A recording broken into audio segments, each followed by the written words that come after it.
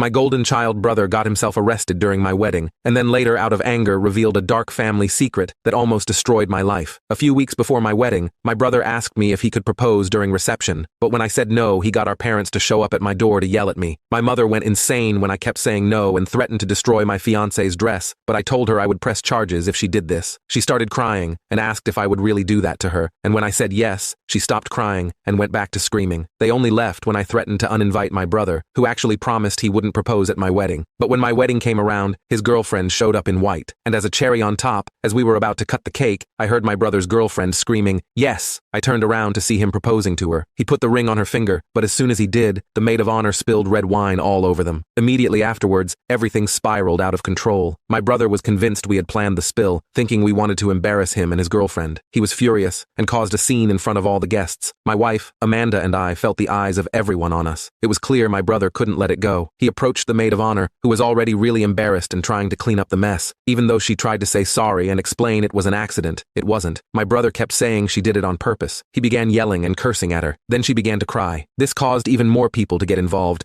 trying to calm things down. I jumped in trying to cool things off, but it just made him louder and more upset. Out of nowhere, he stepped right up to me and shoved me. I was totally caught off guard and stumbled back. I pushed back, and things got out of hand fast. We ended up scuffling, grabbing at each other's shirts, and before we knew it, we were swinging at each other. Then Amanda decided to call the police. When the police showed up, they talked to a bunch of people to figure out what happened. It was really embarrassing to explain the whole fight, especially in front of all our friends and family who were there to celebrate with us. In the end, the police decided it was best for my brother and his girlfriend to leave the party. As they were being led away, my brother kept yelling about how that war of a bridesmaid ruined their day. Even though it was a relief to see him go, I also felt sad because he's still my brother. After they left, the whole mood at the wedding was pretty down. A lot of guests started to leave too, saying sorry as they went. The morning after the wedding, my phone buzzing non-stop woke me up. It was my parents calling from their vacation in Italy. They had missed the wedding for their holiday, but my brother had already called them and told them his side of the story about what happened. From what they were saying, it was obvious my parents were on my brother's side. He's always gotten his way since he was the younger brother and baby of the family. They seemed disappointed in me and expected me to fix things. The whole conversation felt pretty one-sided, mainly because they had only heard my brother's version of the story. This kind of thing isn't new. In our family, it's always been like his word gets more weight than mine. Not only that, my parents told me I had to bail out my brother, who had ended up spending the night in jail because once he was outside, he started arguing with the officers and acted like an eye hole to them. They also said I needed to replace his girlfriend's dress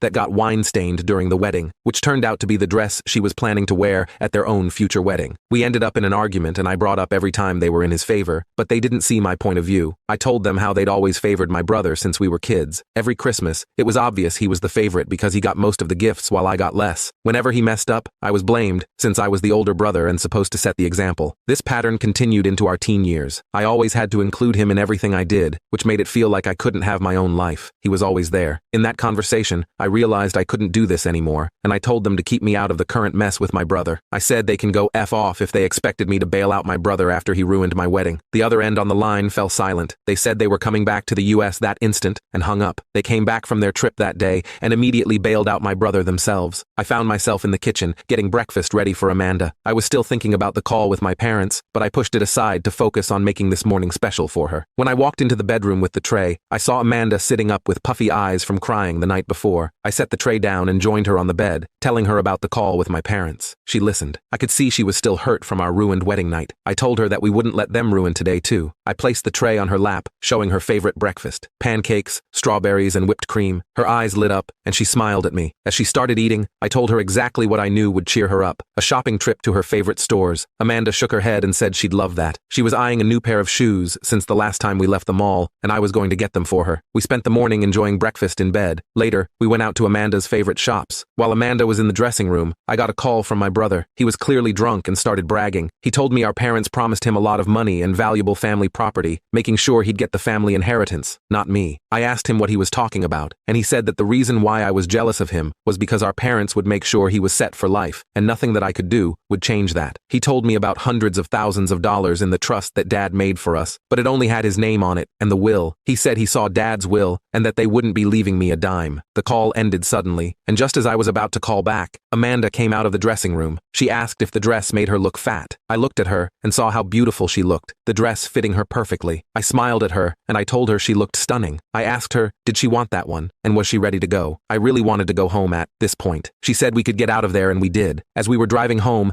Amanda seemed happier, and this made me content.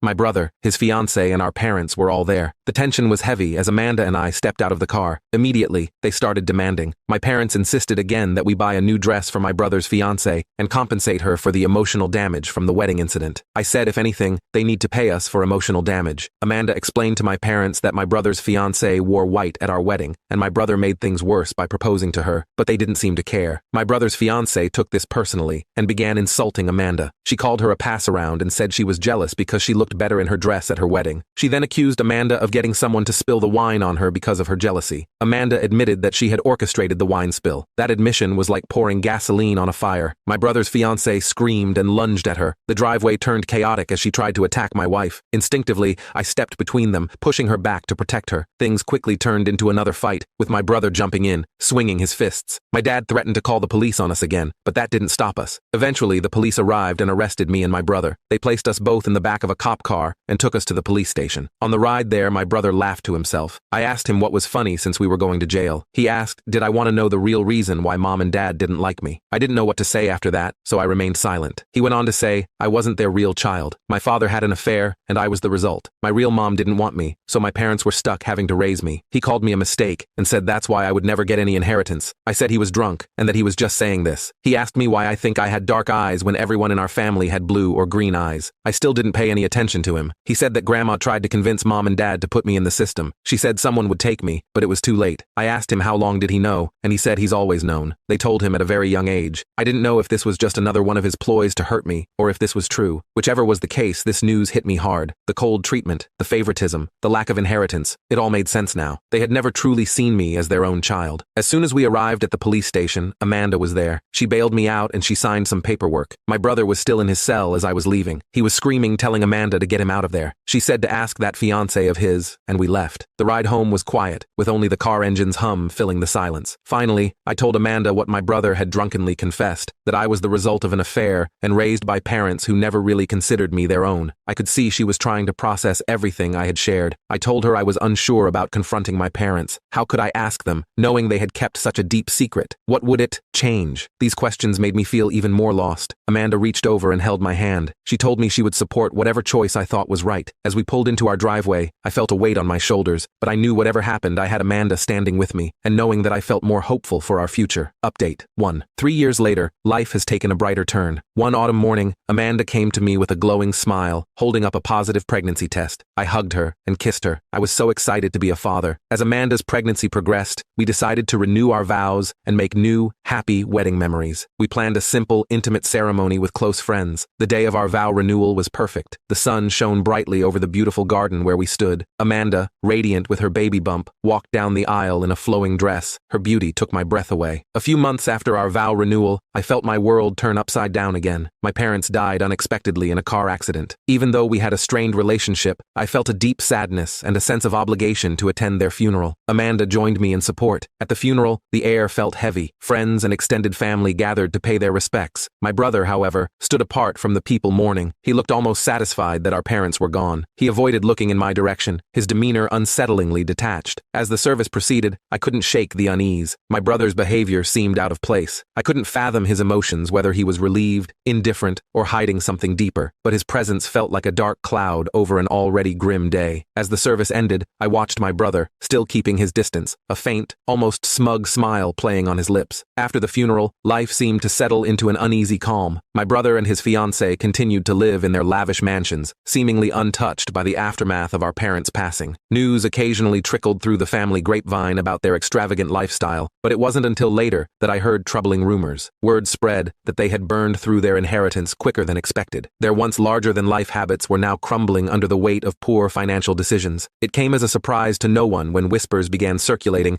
that they were now calling around to get money from family members. I received a hesitant call from a cousin one evening, sharing the news. It was unsettling to hear how quickly their money went away. The next few months, I focused on Amanda and preparing for the baby. Their inheritance would have helped a lot. I didn't know how expensive babies were until I had to prepare for one. Nesting became our shared project, painting the nursery, assembling cribs and changing tables, and picking out tiny onesies and soft blankets. While we prepared for the baby, one day, out of the blue, my brother called, wanting to reconnect. His voice almost sounded sincere, and it caught me off guard. He said he regretted everything he had done to us and had left his fiancée. He said he wanted to mend the relationship with his brother. I listened. With a heavy heart, I quietly blocked his number. In the quiet of our home, Amanda and I chose peace. We knew that our family, built on love, was all we needed.